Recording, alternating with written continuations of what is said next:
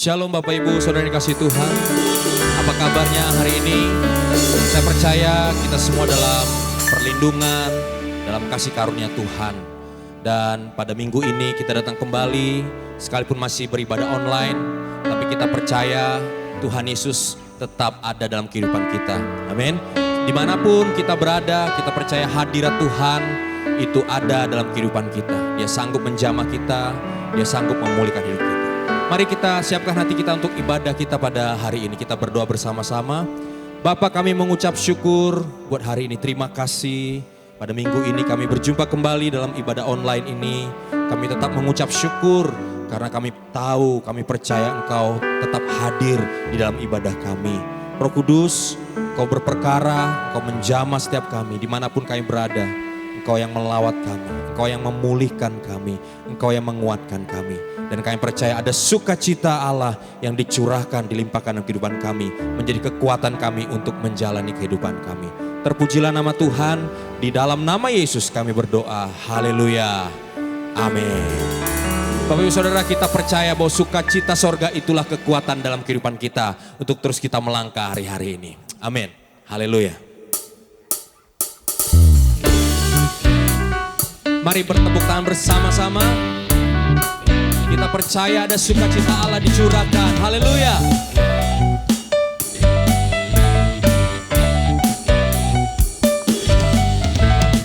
Lima sukacita surga, itulah kekuatan bagi jiwa. Ku dapat rasakan kasih-Nya di tengah badai yang bergelora. Terima sukacita surga, itulah kekuatan bagi jiwa. Ku dapat saksikan kuasa-Nya, taklukkan badai yang bergelora. Haleluya, Kau ada dalam hatiku, takkan patah semangatku, takkan hilang kekuatanku. Haleluya,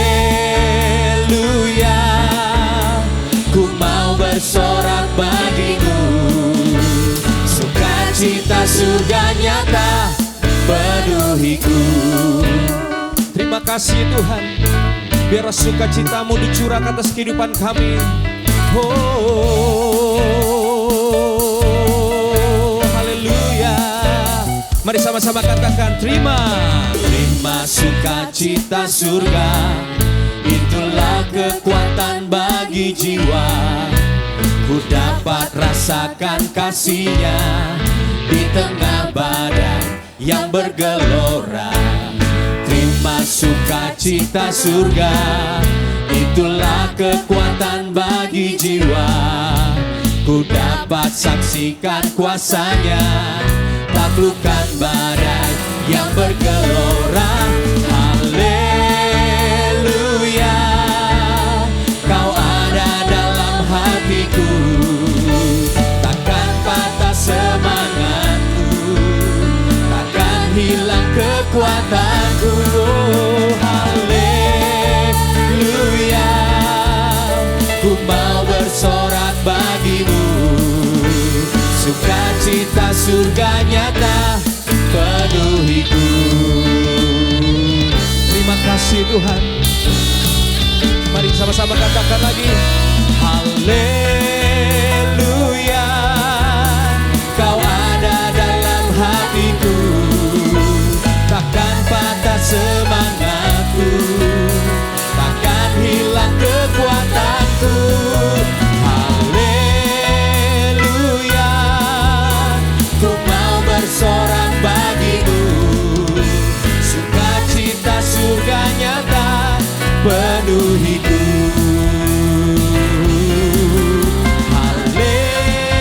Haleluya, Kau ada dalam hatiku, takkan patah semangatku, takkan hilang kekuatanku. Haleluya, ku mau bersorak bagimu. Sukacita surga nyata penuhiku.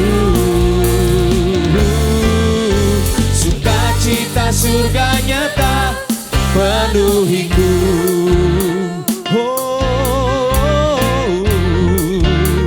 Kami percaya sukacita Allah melimpah dalam kehidupan kami.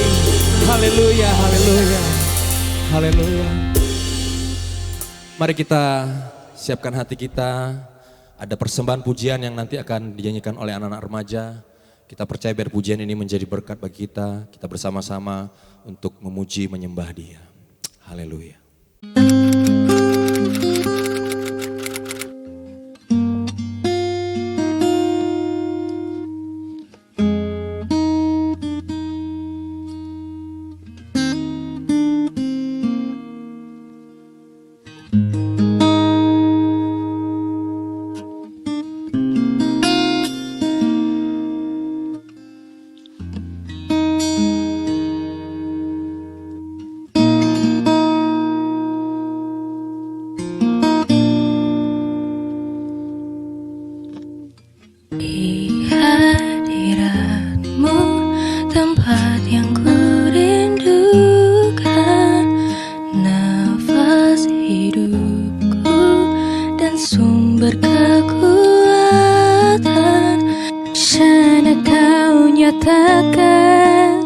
Isi hati dan rindu sehingga ku mengerti berharganya hidupku.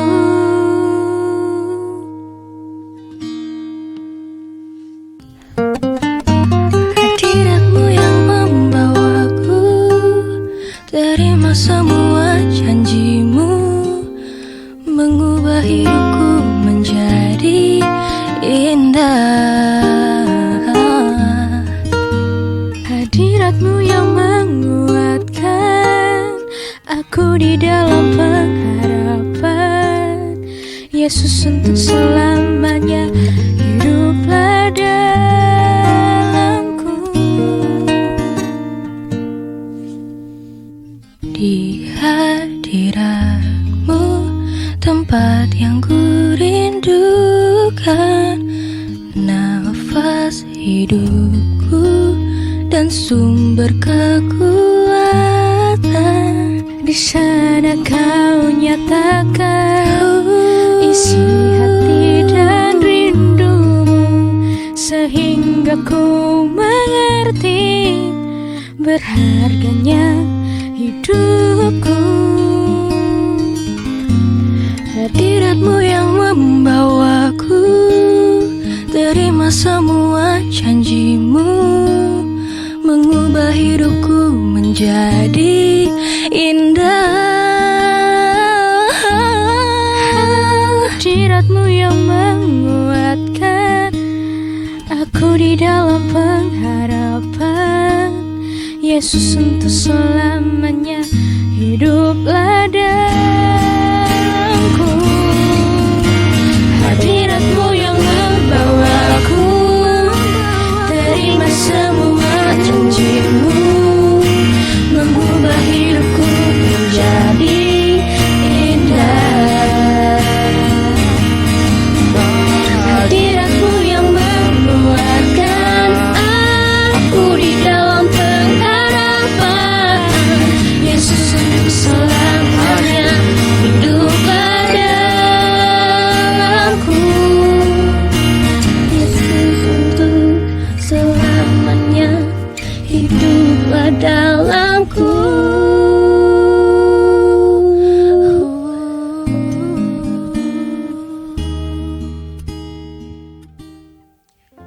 Biarlah hadirat Tuhan itu menjadi kesukaan bagi kita.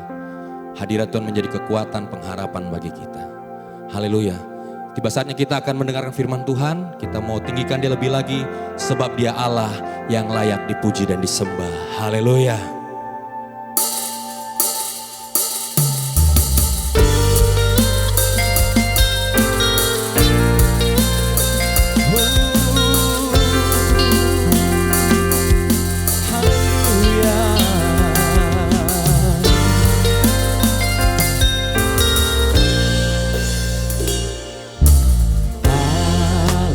Semesta melukiskan kebesaran Tuhan, bumi dan surga menyanyikan kemuliaan nama-Mu. Hosana, Hosana, layak dipuji disembah, Kaulah yang bertahta dulu sekarang dan selamanya, Raja atas segala raja, nama-Mu besar mulia. Haleluya, terima kasih Tuhan. Mari katakan lagi, alam semesta melukiskan, alam semesta melukiskan kebesaran Tuhan, bumi dan surga menyanyikan kemuliaan nama-Mu. Hosana,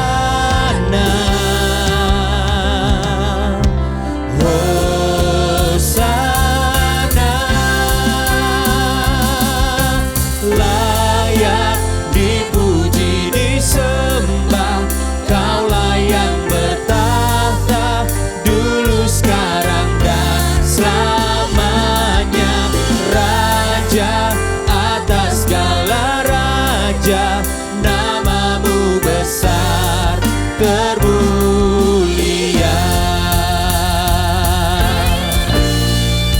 Dialah Allah yang luar biasa, Raja segala raja. Dia Allah yang berdaulat atas segala sesuatu. Biarlah seluruh bumi memuji dan menyembah Dia. Biarlah umatnya terus bersorak-sorak, karena Dia Allah yang dahsyat. Haleluya.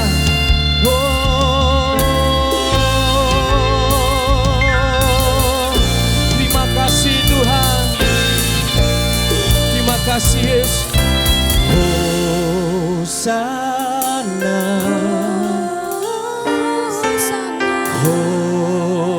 Hosana, Hosana, Hosana, layak dipuji disembah, Kaulah yang bertahta dulu sekarang dan selamanya, Raja atas segala raja, nama-Mu besar termulia. Layak dipuji, layak dipuji disembah, Kaulah yang bertahta dulu sekarang dan selamanya, Raja atas segala raja, nama-Mu besar termulia, nama-Mu besar termulia, termulia.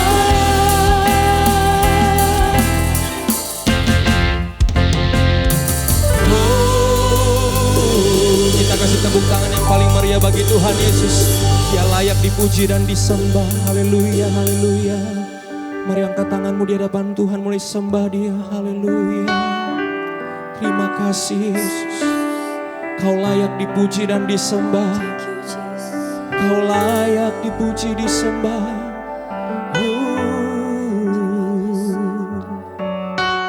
Terima kasih. Haleluya.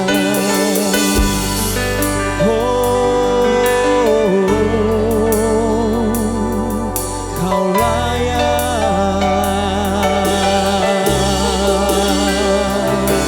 Yesus.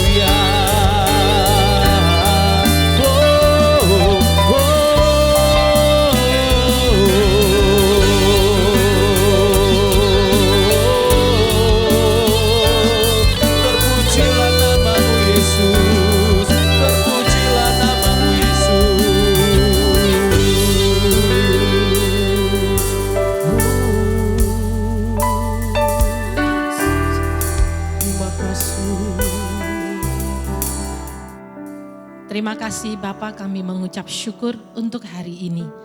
Engkau Allah yang kami tinggikan untuk selama-lamanya. Terima kasih Tuhan, kami mengucap syukur juga untuk bangsa kami Indonesia. Kami bawa ke dalam tangan kasih Tuhan. Engkau Allah yang memimpin, Engkau Allah yang memegang kendali di atas bangsa kami Indonesia. Kami berdoa untuk pemimpin bangsa kami, presiden, wakil presiden, serta seluruh jajarannya. Biar Tuhan Engkau yang memimpin mereka. Berikan hikmat-Mu dalam membawa mereka, dalam bertugas untuk membawa rakyat ini lebih baik lagi.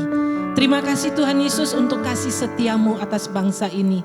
Kami percaya Tuhan, bangsa kami Indonesia akan keluar daripada masalah yang tengah melanda bangsa ini, yaitu COVID-19 ini. Kami percaya karena Engkau Tuhan yang memberikan pertolongan-Mu atas bangsa ini. Untuk bangsa ini boleh keluar sebagai pemenang melawan COVID-19 ini Tuhan Yesus. Terima kasih karena begitu besar kasih-Mu atas bangsa ini. Terima kasih Tuhan untuk para medis, kami juga berdoa. Para dokter yang terus berjuang dalam menyembuhkan pasien-pasien yang ada. Berikan hikmat-Mu Tuhan, kekuatan serta pertolongan-Mu kepada para medis ini, penjagaan-Mu Tuhan, sehingga mereka boleh berjuang dengan gigih untuk memberikan pertolongan kepada setiap pasien yang ada, sehingga pasien yang ditangani boleh sembuh dengan sempurna. Di dalam nama Tuhan Yesus, kami percaya Tuhan, Engkau selalu menyertai mereka, berikan kekuatan. Terima kasih Bapa. Kami juga berdoa untuk gembala kami, wakil gembala, serta seluruh pengerja yang ada, seluruh full timer. Berikan kami kekuatan, berikan kami sehingga kami setia terus melayani Engkau ya Tuhan. Terima kasih Tuhan Yesus, Engkau memberkati setiap kami dimanapun kami berada. Terima kasih Tuhan Yesus. Hari ini kami juga bersepakat untuk berdoa untuk jemaat yang sakit, berdoa untuk Ibu Amir, Michael, Ibu Eva, Ibu Asyat, sehingga mereka juga memperoleh kesembuhan oleh bilur-bilur darah Yesus. Mereka disembuhkan dalam nama Yesus. Kami percaya mereka juga yang berjuang secara ekonomi dalam mencari jalan keluar dalam keadaan saat ini menghadapi krisis. Kami percaya tangan Tuhan tersedia bagi mereka, bagi kami semua yang berseru kepada Engkau, Engkau yang memberikan pertolongan. Terima kasih Tuhan Yesus, Engkau juga memberikan, memberkati umat-Mu senantiasa setia, percaya dan mengandalkan Engkau dalam manapun, hal apapun Tuhan. Setiap saat, setiap keadaan kami percaya bahwa Tuhan kami adalah Tuhan yang setia. Terima kasih Bapa, kami juga bersyukur untuk jemaat-Mu yang sudah mulai membuka usaha yang baru. Kiranya Tuhan Engkau yang memperluas daerah mereka, bahkan Engkau memberkati usaha mereka sehingga mereka berhasil dan beruntung. Terima kasih Tuhan Yesus, kami bersyukur kepadamu, dan sebentar lagi kami persiapkan hati kami menerima taburan firman-Mu, karena firman-Mu adalah kekuatan bagi kami. Terima kasih Bapa, di dalam nama Tuhan Yesus kami bersyukur dan berdoa. Haleluya, amin. Shalom jemaat yang dikasihi Tuhan. Sungguh senang sekali kita boleh berjumpa kembali dalam ibadah online pada hari ini. Bagaimana kabar saudara? Saya percaya semua baik dan diberkati Tuhan. Haleluya, amin. Bapak Ibu Saudara, hari ini saya mau menyampaikan sesuatu yang sangat penting, ya, yang sangat berguna buat kita. Saya beri judul yaitu kemuliaan pikiran. Hal mengenai pikiran adalah satu subjek yang sangat luas, yang sangat rumit. Tetapi hari ini saya akan coba menyampaikannya dengan singkat dan sederhana. Nah, hal pertama yang Bapak Ibu Saudara harus tahu bahwa hidup manusia ditentukan oleh pikirannya. Hidup manusia dikendalikan oleh pikirannya. Kenapa? Karena segala sesuatu, perilaku, tindakan, perkataan, dan perbuatan, semua itu berasal dari pikiran. Nah, tindakan apapun yang kita lakukan akan memberikan sebuah hasil, entah itu baik atau buruk. Jadi kalau pikirannya buruk, maka hasil akhirnya akan buruk. Kalau pikirannya baik, hasil akhirnya akan baik. Nah, kita akan melihat prosesnya adalah seperti ini. Ya. Dari pikiran, menghasilkan perasaan, dan kemudian menghasilkan perbuatan. Dan yang terakhir, hasil akhir. Nah, saudara, dari pikiran, ya, kemudian berlanjut menjadi perasaan, dari perasaan berlanjut menjadi perbuatan, dan kemudian menghasilkan suatu hasil. Karena itu, baik buruknya hasil ditentukan oleh pikiran kita. Wah, kalau saudara mengerti betapa pentingnya ini, berarti kita harus benar-benar memperhatikan masalah pikiran. Ada banyak ayat di dalam Alkitab tentang pikiran, saudara. Saya akan bacakan salah satunya dari Amsal 23 ayat 7a. Saya ambil dari versi New King James, ya, saya terjemahkan. Bunyinya seperti ini. Karena seperti yang dia pikirkan di dalam hatinya, begitu pula dia. Haleluya. Puji Tuhan. Nah, Bapak Ibu Saudara, di sini dikatakan karena seperti yang dia pikirkan di dalam hatinya, begitu pula dia. Apa yang dia pikirkan tentang dirinya sendiri, seperti itulah dia. Jadi betapa pentingnya, saudara, kita memperhatikan, kita mengerti mengenai pikiran ini. Nah, saya akan beri contoh, saudara, di sini. Entah kita berpikir ya seperti kucing ini sedang memandang cermin, dia berpikir dirinya seekor singa. Ya, dia memandang dirinya sebagai seekor singa yang kuat, gagah, yang hebat, yang tidak takut akan apapun. Itu pikiran yang sangat baik dan positif. Tapi ada juga yang sebaliknya. Kita lihat di situ ada gambar berikut, itu seekor kucing memandang di kaca, di cermin, dan dia melihat dirinya sebagai tikus. Ya, jadi seperti apa dia pikirkan tentang dirinya, lah seperti itulah dia. Karena itu sangat penting dan sangat baik kalau kita benar bisa mempergunakan pikiran kita dengan tepat. Saya telah melihat dan juga membaca dari beberapa artikel, ada buku dan sebagainya yang mengatakan bahwa pikiran kita adalah seperti perangkat komputer yang super canggih.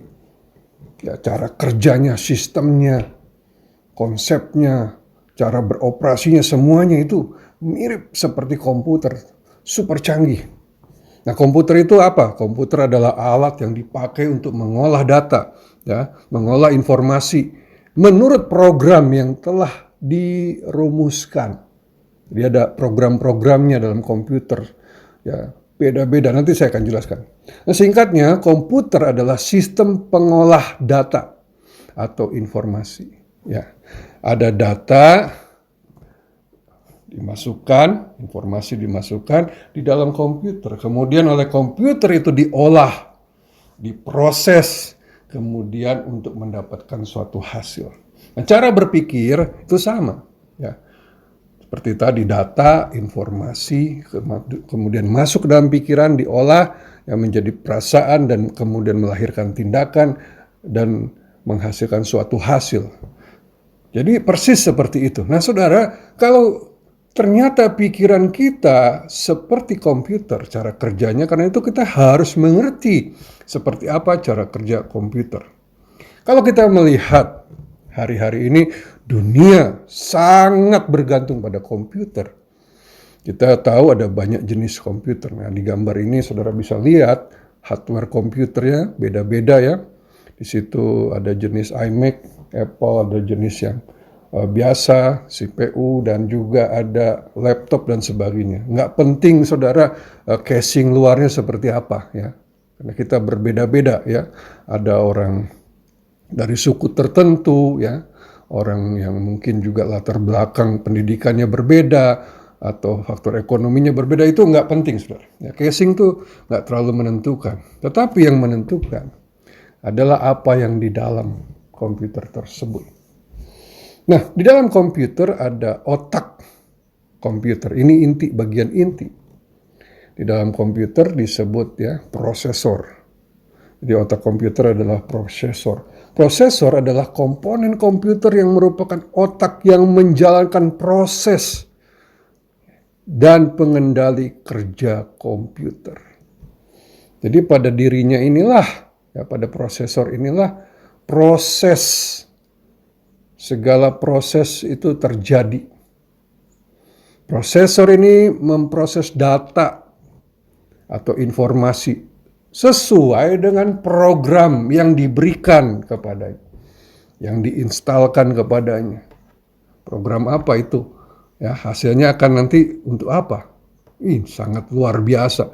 Seluruh dunia hari-hari ini sangat bergantung pada komputer. Komputer sangat membantu, memudahkan segala hal. Sampai kepada perkara-perkara yang terkecil sekalipun hari-hari ini menggunakan sistem komputer.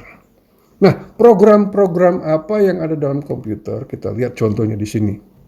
Program-program ini ya disebut software ya. Tidak kelihatan dalam bentuk fisik, tetapi dia berbentuk program. Nah, Bapak Ibu Saudara, kita lihat di situ ada banyak sekali aplikasi-aplikasi program yang bisa digunakan dalam kebutuhan kita sehari-hari. Di sana ada Microsoft Word ya untuk mencatat ya. Kalau kita mencatat sesuatu, laporan atau sebuah artikel atau apapun ya, resep atau resep masakan dan sebagainya, saudara mencatat lewat komputer. Di situ juga ada PowerPoint. Ya, seperti yang saya sering tampilkan ketika menyampaikan firman Tuhan, ada PowerPoint presentasi, kemudian ada Excel ya untuk mendata data-data keuangan, langsung menjumlahkan dan sebagainya. Ada di situ internet, ada juga program musik, ada program gambar, painting, video dan sebagainya. Oh, begitu banyak. Komputer ini memudahkan semua. Hal yang dulu sangat sulit, sekarang menjadi sangat mudah, menjadi efisien, optimal. Hasilnya pun sangat baik, sangat kuat dan sangat dahsyat ya, karena komputer. Bayangkan dulu, saya ingat sekali waktu saya masih menggunakan mesin tik. Waduh, saudara, repotnya luar biasa. Ketika kita salah mengetik, kita harus menghapus pakai tip X. Dan kalau kita merasa itu kotor, kita ulang dari awal, mengetik ulang. Kenapa? Karena sistemnya mesin tik itu nggak seperti komputer. Kalau sekarang udah luar biasa. Sangat luar biasa, sangat efisien. Ya, ini kegunaannya sangat benar-benar spektakuler, saudara. Nah, hasil komputer itu banyak sekali. Contoh, saudara, saya catat beberapa hal. Misalnya gambar-gambar ya diproses, ya diedit sedemikian rupa menjadi film animasi, film kartun. Ya, hanya dari gambar-gambar bisa diolah sedemikian rupa. Kemudian video-video, klip-klip ya kita syuting dan sebagainya. Kemudian diedit, ya diperkaya, dibuat, direkayasa sedemikian menjadi sebuah film yang sangat luar biasa, yang sangat bagus. Suara-suara, saudara, bisa diproses menjadi musik yang indah. Ya, itu yang bisa kita hasilkan. Nah, kemudian juga pengoperasian pabrik-pabrik, ya, industri-industri. Sekarang menggunakan komputer. Meminimalisir kesalahan dan membuat semua sistemnya berjalan dengan sempurna dengan cara computerized. Kemudian market online dan sebagainya, komputer semua, saudara. Sistem pemeriksaan bahkan, ya, perawatan medis, pemeriksaan medis.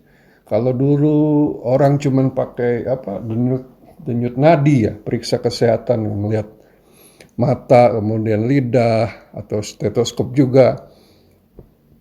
Sekarang, saudara, orang sudah memakai cara-cara yang luar biasa canggih dengan sistem komputer. Juga sistem bank di seluruh dunia menggunakan komputer. Sehingga kita tidak perlu lagi ke bank untuk transfer ya. untuk setor ke bank dan sebagainya caranya udah sangat luar biasa. Belanja pun lewat handphone dengan sistem komputer. Kemudian persenjataan di dunia ya sangat canggih sekarang ini karena semua berbasic komputer. Nah, saudara lihat bahwa hal-hal yang dulu mustahil sekarang menjadi mungkin dan sangat mudah karena sistem komputer. Luar biasa. Jadi saudara bisa lihat seperti itulah fungsi dari komputer. Kalau Bapak Ibu Saudara melihat hasil yang begini hebat, yang begini luar biasa, tentunya kita akan mendayagunakan komputer itu untuk kemajuan kehidupan kita. Nah, saudara, tetapi komputer ada kelemahan. Ya, bisa terjadi kerusakan dan juga kehancuran pada komputer. Jadi semua kehebatan komputer yang tadi saya sebutkan yang begitu luar biasa itu bisa menjadi rusak, bisa menjadi hancur dan tidak berguna jika komputer itu terkena virus.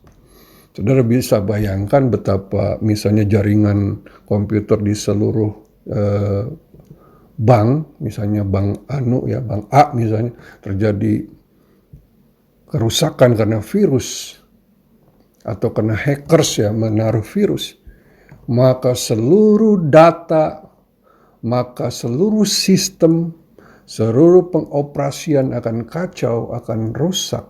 Dan komputer yang tadinya berguna malah merugikan. Saudara bisa bayangkan, tadinya berguna malah jadi merugikan. Kenapa? Terkena virus komputer. Nah, ini kelemahan dari komputer. Nah, kalau begitu bagaimana dengan pikiran kita? Nah, ini menarik sekali karena kita tadi membandingkan pikiran manusia dengan komputer. Maka pikiran juga punya kelemahan yang sama. Nah, saudara, kita akan kembali kepada masa awal penciptaan manusia. Kalau saudara lihat Kejadian 1 ayat 26 dan 27 itu ayat yang sangat powerful, yang luar biasa. Yang mengatakan bahwa manusia diciptakan dengan sempurna, ya, seperti Allah. Manusia diciptakan segambar dengan Allah, dengan semua kualitas yang terbaik seperti yang Allah miliki.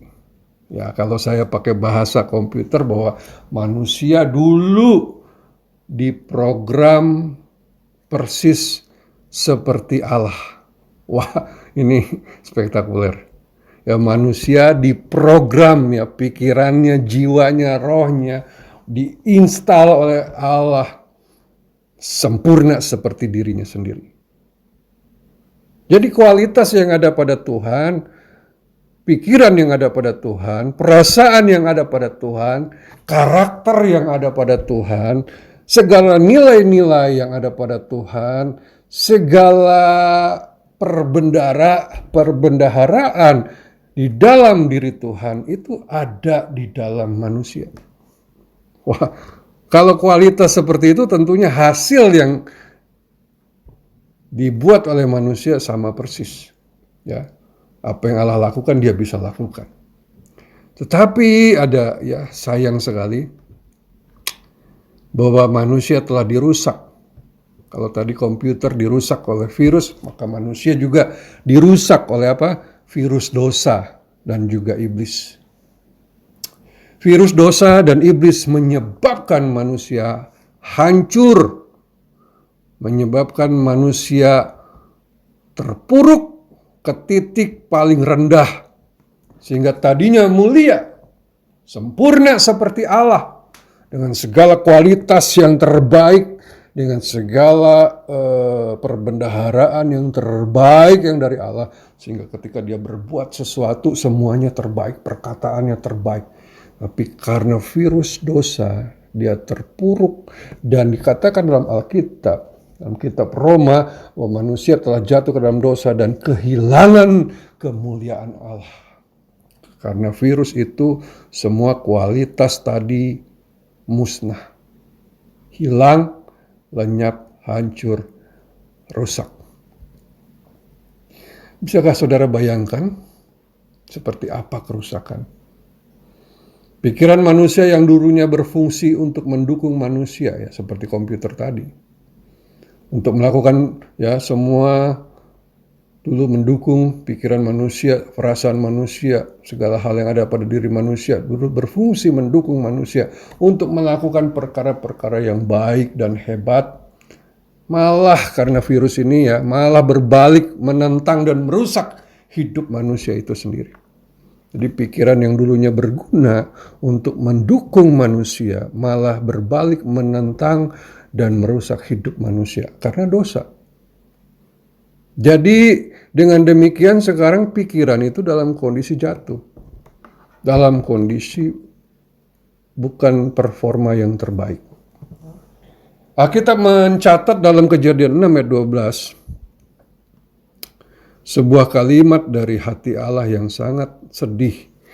Dan berkata dalam Kejadian 6:12, Allah menilik bumi itu dan sungguhlah rusak benar sebab manusia menjalankan hidup yang rusak di bumi. Rencana awal Tuhan sebelum ada virus dosa, manusia itu hidup seperti Allah, berbuat seperti Allah, ya, berpikir seperti Allah, menghasilkan hasil-hasil yang luar biasa seperti Allah. Tapi karena dosa, hasilnya seperti ini. Manusia hidup dalam kondisi, dalam kualitas rusak.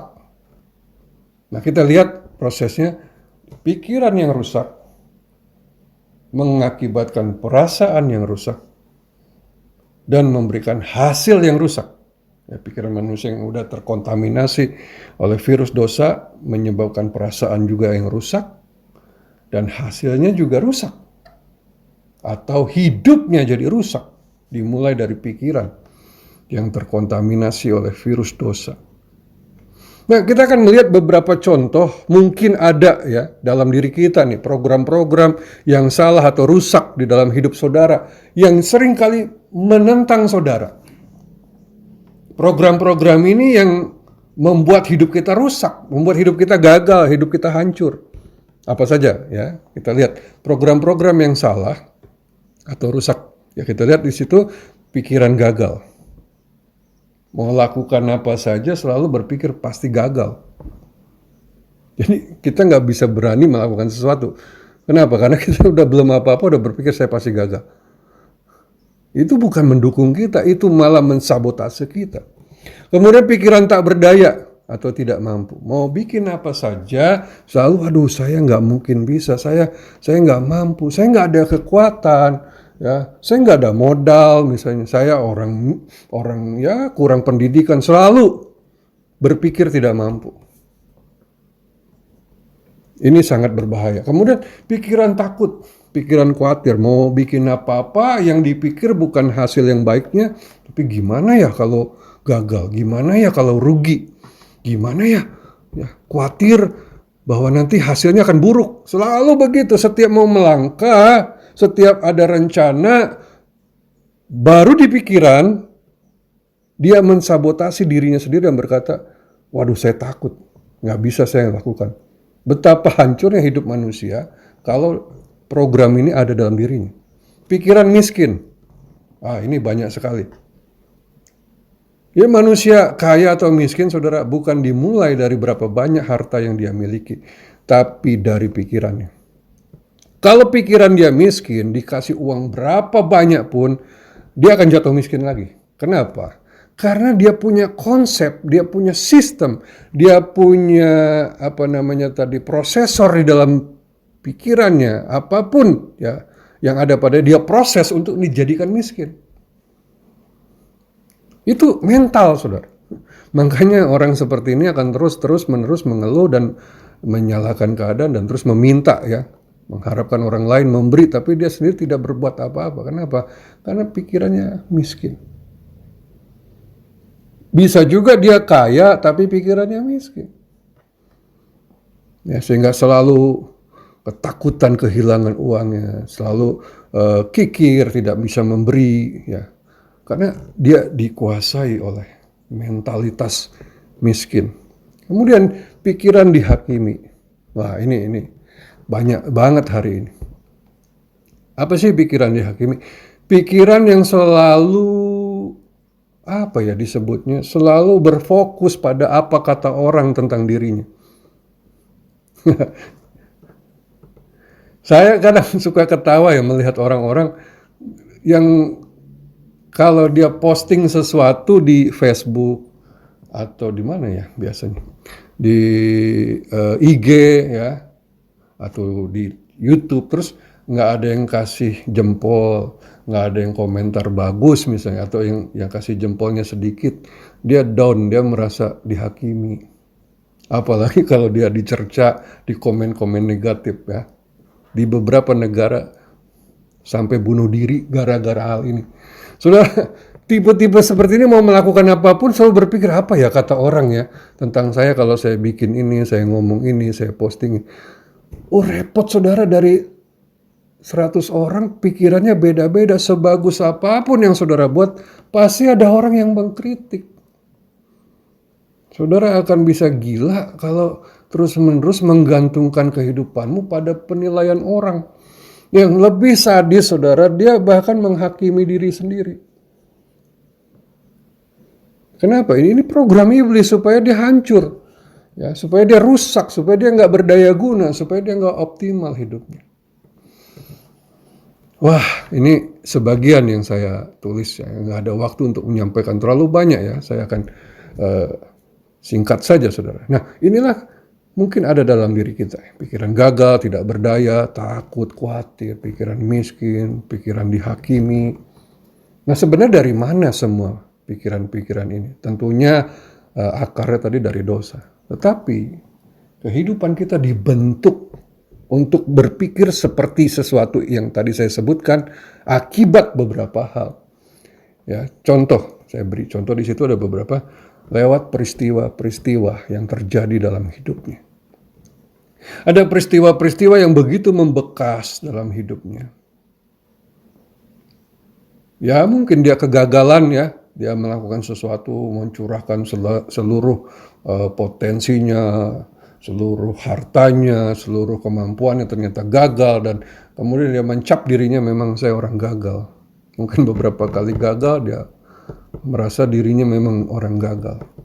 Dan mungkin juga akibat penilaian orang, dia bikin sesuatu yang baik, entah lagu, entah puisi, entah dia bikin suatu karya, ya entah juga mungkin dia menyampaikan pidato, entah dia nyanyi atau apapun lah yang dia lakukan, entah dia bermain musik, kemudian dinilai negatif sama orang, dan dia merekam itu, menjadikan sebuah program dalam dirinya bahwa memang saya jelek, saya nggak bisa. Ini sedih banget sudah. Jadi lewat peristiwa kejadian dia rekam, penilaian orang dia rekam dan dia menjadikan program. Kemudian nilai-nilai yang dia anut di keluarganya, mungkin cara mendidik orang tuanya keras, tidak memberikan pujian sama sekali. Kalau salah dipukul, dimaki-maki, tapi kalau bagus nggak dapat penghargaan apapun, sehingga dia menilai dirinya sangat rendah. Ya, itu nilai-nilai ya yang dianut ya, entah juga tentang moral, ya tentang kebenaran dan sebagainya yang dia serap dari keluarganya, dari lingkungan, dari teman-teman dan sebagainya. Kemudian kepercayaan yang dia yakini. Apa yang dia percaya tentang dirinya, tentang kehidupan, dan tentang persepsi ya. Dari kepercayaan muncul persepsi, pandangan dia terhadap dunia, terhadap keadaan, respon dia terhadap sesuatu. Kalau saudara butuh contoh, ya saya akan kasih. Misalnya gini, kepercayaan bahwa segala hal yang terjadi dalam hidup kita adalah baik dan itu semua diizinkan Tuhan. Itu kepercayaan yang sungguh luar biasa. Nah, ketika dia kecelakaan misalnya, maka dia memandang, mempersepsikan kecelakaan ini sebagai sesuatu yang diizinkan Tuhan dan ada kebaikan di dalamnya. Dia akan mulai mencari, memaknai itu sehingga dia bersyukur, terima kasih Tuhan, ternyata lewat kecelakaan ini saya nggak bisa kemana-mana dan saya kemudian berpikir banyak di tempat tidur, ternyata saya menemukan ide-ide yang luar biasa kreatif dan ketika saya lakukan saya menjadi berhasil, menjadi sukses. Wah, itu respon yang diakibatkan karena sistem program kepercayaan yang baik dan sungguh luar biasa menghasilkan persepsi yang indah. Ya, ketika dia bertindak hasilnya sangat menguntungkan. Tapi orang yang selalu berpikir bahwa hidupnya sial, terkutuk, hidupnya pantas dihakimi, dan memang dia benar-benar orang yang tidak berharga dan sebagainya, maka dia akan menilai lain. Ketika kecelakaan dia menghukum dirinya sendiri dan menyalahkan semua. Dan akhirnya mungkin dia akan sangat frustasi dan hidupnya rusak karena semua itu. Jadi saudara lihat betapa pentingnya pikiran kita, betapa pentingnya program-program dalam pikiran kita. Nah, pikiran kita yang sudah rusak tentunya harus diprogram ulang. Kalau sudah kena virus, sebuah komputer dia harus diprogram ulang, di-reset, ya, diganti program baru. Program apa yang paling baik? Kita lihat ya, Filipi 2 ayat 5. Wow, ini luar biasa, ini benar-benar pas ya. Dikatakan begini, hendaklah kamu dalam hidupmu bersama menaruh pikiran dan perasaan yang terdapat juga dalam Kristus Yesus. Filipi 2 ayat 5 mau bilang gini, programlah pikiranmu ya, programlah dirimu dengan pikiran dan perasaan yang ada pada Yesus. Jadi saudara kita nih yang sudah rusak ya pikiran dan perasaan kita. Kita harus program ulang. Dengan apa? Dengan program yang ada pada Yesus. Jadi pikiran Yesus menghasilkan perasaan Yesus dan ujungnya menghasilkan pribadi yang seperti Yesus. Wow, luar biasa. Ini kalau bahasa komputer saudara harus download. Ya, harus install apa yang ada pada diri Yesus. Nah, kita akan lihat seperti apa. Di dalam 1 Korintus 2 ayat 16, Rasul Paulus dengan berani berkata begini. Ini perkataan yang sangat berani dan dia benar-benar yakin akan hal ini.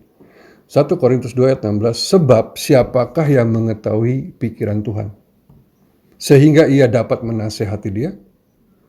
Kalimat yang hebat dia katakan, tetapi kami memiliki pikiran Kristus. Wow, dahsyat saudara. Paulus dengan yakin, percaya, penuh dengan kemantapan diri dia berkata, kami punya pikiran Kristus. Kok bisa ada orang yang berkata kami memiliki pikiran Kristus? Bagaimana caranya? Dia dengan bangga seolah berkata, aku diprogram seperti Yesus. Dahsyat saudara. Nah, kita akan lihat di sini. Pikiran Kristus itu seperti apa? Ya, saya tulis 3 pertanyaan. Pikiran Kristus ya. Apa yang ada dalam pikiran Kristus? Kalau Yesus waktu di dunia, apa sih yang dia pikirkan? Pakai pikiran yang seperti itu pada kehidupanmu, pada kondisimu, ya, pada keadaanmu. Kemudian apa yang dipercaya oleh Yesus? Kepercayaan apa yang dimiliki oleh Yesus? Apakah dia selalu berpikir gagal, gak mampu, takut, khawatir, merasa tak berdaya? Apa seperti itu? Yang ketiga, apa yang selalu atau yang direnungkan oleh Yesus? 3 pertanyaan ini ya, supaya kita tahu bagaimana program pikiran Yesus. Maka kalau ada pertanyaan apa yang dipikirkan Yesus, apa yang dipercaya Yesus, apa yang direnungkan Yesus, jawabannya pasti cuma ini. Firman Tuhan. Amin. Apa yang dipikirkan pasti firman. Apa yang dipercaya pasti firman. Apa yang direnungkan Tuhan Yesus pasti firman. Wow, Amin. Bahkan Yesus menyebut dirinya adalah akulah, ya, firman yang datang ke dunia. Oh, dahsyat saudara, ini dahsyat luar biasa. Jadi saudara, tidak lain, tidak bukan, yang harus engkau pikirkan, yang harus engkau percaya, yang harus engkau renungkan adalah firman Tuhan. Kalau engkau ingin mendownload, menginstal ya pikiran Kristus. Bagaimana caranya mendownload? Bagaimana caranya menginstal, memprogram ulang pikiran kita? Yang pertama, meditasikan firman Tuhan. Ya, baca, pikirkan, renungkan, imajinasikan firman Tuhan. Bukan peristiwa, bukan omongan orang negatif kepada kita, bukan kejahatan-kejahatan yang orang buat dalam hidup kita, bukan gosip yang saudara pikirkan, yang meditasikan, tetapi engkau meditasikan firman Tuhan. Itu yang pertama, penting sekali. Saya sudah berulang-ulang menyatakan ini. Kenapa? Karena inilah yang membentuk hidup kita jadi seperti Yesus dan jadi hasilkan luar biasa ketika kita memeditasikan firman Tuhan. Oh, dahsyat sekali. Yang kedua, kalau tadi yang pertama memeditasikan firman Tuhan. Yang kedua, saudara, nah ini, pilihlah hanya pikiran-pikiran yang baik dan positif. Saya sudah mencoba mengendalikan pikiran saya dan mengisi dengan firman. Saudara, saya hadapi, saya lihat sebuah kenyataan begini. Pikiran kita itu nggak pernah diam, selalu ya, berkeliaran, selalu liar, selalu memikirkan hal-hal yang sebenarnya kita nggak mau pikirkan. Nggak tahu kenapa bisa loncat sana, loncat sini, pikir ini, pikir itu. Ya, akhirnya kita kadang-kadang nyangkut di satu pikiran negatif. Kita kesal, stres, depresi, kita down, kita hancur. Kenapa? Karena kita nggak kendalikan pikiran kita. Dia bebas bergerak dan kita menjadi dikendalikan oleh dia. Alkitab dengan tegas bilang begini, saudara. Catat ini, saudara. Filipi 4 ayat 8. Cara memilih pikiran yang baik dan positif. Jadi akhirnya saudara-saudara, semua yang benar, semua yang mulia, semua yang adil, semua yang suci, semua yang manis, semua yang sedap didengar, semua yang disebut kebajikan atau kebaikan dan patut dipuji, pikirkanlah semuanya itu. Wow. Paulus kembali memberikan satu formula. Pilihlah, ya, karena pikiran kita liar, dia bilang pilihlah apa yang harus dipilih. Pikiran yang benar, yang mulia, yang adil, yang suci, yang manis, yang sedap didengar, ya, yang disebut kebajikan atau kebaikan, yang patut dipuji, pikirkanlah semuanya itu. Ini luar biasa. Ya, kalau kita punya pikiran berkeliaran kemana-mana, ya maaf saudara, kecenderungan manusia adalah memikirkan yang buruk, yang jelek, yang najis, yang kotor, yang merendahkan, yang rusak. Nah itu kita harus kendalikan. Bagaimana cara mengendalikan? Pakai remote, saudara. Ya, udah tahu remote? Pakai remote pikiran. Kalau saudara di rumah nonton TV, ketika saudara buka pertama kali, kemudian saudara lihat acara, misalnya ya, lagu Seriosa misalnya, nah, saudara nggak suka lagu Seriosa karena saudara nggak berminat. Saudara apa yang kau lakukan ketika itu? Nggak mungkin saudara diam berjam-jam dan menonton, padahal saudara nggak suka. Kalau ditanya, kamu nonton apa? Ini lagu Seriosa. Kamu suka? Enggak. Loh kenapa ditonton? Ya saya nggak tahu harus gimana. Loh itu kan ada remote. Ambil, ganti channelnya. Kalau kamu sukanya olahraga, ya channel olahraga kamu buka. Kalau sukanya lagu pop ya udah ganti lagu pop. Apa yang mengharuskanmu nonton itu yang kamu nggak suka? Kamu punya remote, pakai itu untuk mengendalikan. Kalau kamu sukanya acara film-film, tonton itu. Jangan acara bisnis kamu lihat sambil kamunya nggak ngerti dan kemudian kamu kesal dan marah dan kemudian menghabiskan waktu berjam-jam yang tidak efisien, tidak menghasilkan. Nah, saudara dan saya punya remute pikiran. Kalau pikiranmu mengarahkan pada hal yang lain yang tidak engkau suka, yang merusak hidupmu, yang tidak berguna, alihkan. Jadi pikiran yang baik, yang mulia, yang berguna. Alihkan jadi pikiran yang patut dipuji, pikiran yang kudus, ya dan sebagainya tadi. Maka hasilnya akan luar biasa, ya. Sesudah kita tadi menginstal, merenungkan, memeditasikan firman, yang kedua kita memilih apa yang kita pikirkan. Itu kuncinya, saudara. Dan yang ketiga, saudara, jangan mau dijebak oleh iblis.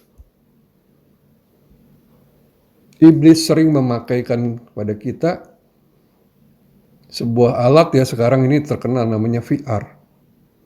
Dia itu sebuah perangkat, saudara lihat gambarnya. Perangkat yang ditaruh di kepala dan membuat dia bisa melihat 360 derajat itu gambar yang ditampilkan di situ. Jadi dia terperangkap dengan apa yang dia lihat, apa yang dia dengar dari alat itu. Dia nggak sadar lagi akan dunia di luar. Dia hanya melihat dan merasakan dan mendengar apa yang ada di gambar, di film atau di games yang ada di VR itu. Nah, saya akan berikan cuplikan sedikit supaya saudara lihat contoh. Nah, saudara perhatikan, lihat. Orang itu yang memakai VR, dia seperti orang kehilangan akal sehat. Dia sedang berdiri, dia sedang duduk, dia sedang berjalan, tetapi seolah-olah di sekelilingnya ada hantu, ada setan, ada jurang, ada hal-hal mengerikan, sehingga dia bertindak seperti orang gila, seperti orang bodoh.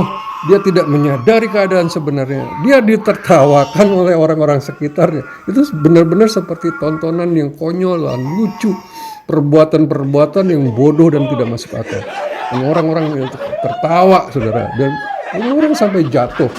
Orang itu sampai ya mungkin ada yang pingsan. Kenapa? Dia dikuasai oleh apa yang dia lihat, apa yang dia dengar.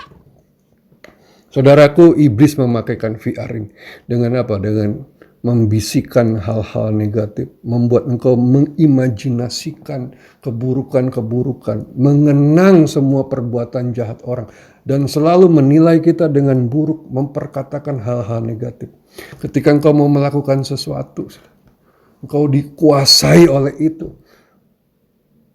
Dan setan-setan, iblis, roh-roh jahat mentertawai engkau karena engkau bertindak seperti orang bodoh, orang gila, seperti nggak punya pikiran, merasa hal itu menguasaimu, padahal di luar tidak seperti itu. Saudara mengerti? Jadi saudara, saya ilustrasikan hal ini supaya saudara tahu bahwa apa yang ditaruh iblis di pikiranmu, di hatimu, di perasaanmu, itu adalah dusta, kebohongan. Buang ini, ganti dengan kenyataan yang sebenarnya apa? Firman Tuhan. Ketika VR ini yang kau pakai dari iblis berkata, kamu adalah orang pecundang. Buka, dengar firman berkata, engkau lebih dari pemenang. Ketika engkau merasa, aduh, seluruh kehidupan saya adalah sebuah kegagalan, saya tidak bisa melakukan apapun, saya lemah tak berdaya. Buka, buang itu. Karena firman Tuhan berkata kepadamu, segala sesuatu dapat aku lakukan di dalam Kristus Yesus. Amin. Jika engkau berpikir bahwa engkau miskin, engkau lemah, engkau nggak berdaya, buang ini. Karena firman Tuhan berkata, aku ada di dalam engkau, aku menjadi miskin supaya engkau menjadi kaya. Aku ada di dalam engkau, aku akan membuat engkau menjadi orang yang diberkati dan engkau akan jadi berkat. Apapun yang kau kerjakan berhasil. Saudara, itulah kenyataan yang benar, yaitu firman. Saudara mau pakai program yang mana dalam hidup ini? Hari ini kita bongkar semua kebohongan yang dilakukan iblis. Dan saya berharap saudara nggak sekedar melihat video khotbah ini, tetapi saudara mulai ambil keputusan untuk menolak semua program iblis dan menginstal, mendownload ulang program pikiran dari Allah. Amin saudara, puji Tuhan. Firman Tuhan kita meditasikan. Yang kedua, kita pilih pikiran-pikiran yang baik dan positif. Ya, dengan menggunakan remote pikiran. Yang ketiga, kita buang VR, alat yang ditaruh iblis, sehingga kita cuma melihat yang buruk, yang jelek.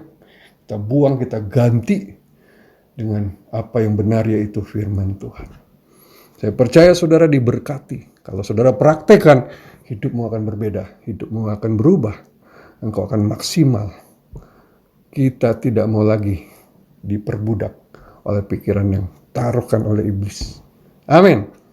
Puji Tuhan. Mari kita berdoa. Bapa, terima kasih buat firman-Mu yang sederhana, yang singkat ini. Membuka pemikiran baru. Betapa kami sebenarnya sudah diinstal begitu indah serupa seperti Allah. Tapi oleh virus dosa, oleh iblis, dihancurkan sehingga kami manusia menjadi begitu lemah, begitu bodoh, begitu rendah, begitu hancur. Kenapa? Karena pikiran kami dirusak sehingga kami merasa yang rusak dan menghasilkan hasil yang rusak. Tapi kami bersyukur oleh darah-Mu Tuhan, kami telah ditebus, disucikan, dibenarkan. Hari ini kami akan memulai memprogram ulang pikiran kami dengan merenungkan firman Tuhan, memikirkan firman Tuhan, memperkatakan firman Tuhan, mengimajinasikan firman Tuhan. Kemudian kami hanya memilih pikiran yang baik, yang benar, yang mulia, yang kudus, yang patut dipuji. Dengan remote kami bisa remote pikiran itu yang kami miliki, kami bisa memilih pikiran apa yang harus kami pilih. Yang ketiga, kami membuang alat itu, VR itu, yang telah menguasai kami seolah-olah kami begitu hancur, begitu gagal, begitu lemah. Kami buka itu, kami buang, kami ganti dengan firman. Karena firman-Mu adalah kebenaran. Firman-Mu ya dan amin. Terima kasih Tuhan, hamba berdoa jemaat-Mu bukan hanya mendengar tapi mempraktekkan firman ini. Sehingga hidup kami diubahkan. Di tengah kondisi terburuk apapun, kami bangkit, kami menang, dan kami menjadi juara. Karena kami adalah anak-anak Allah yang hidup. Di dalam nama Yesus kami berdoa. Haleluya. Amin. Puji Tuhan, sampai jumpa lagi di program ibadah online berikutnya. Tuhan Yesus memberkati. Amin.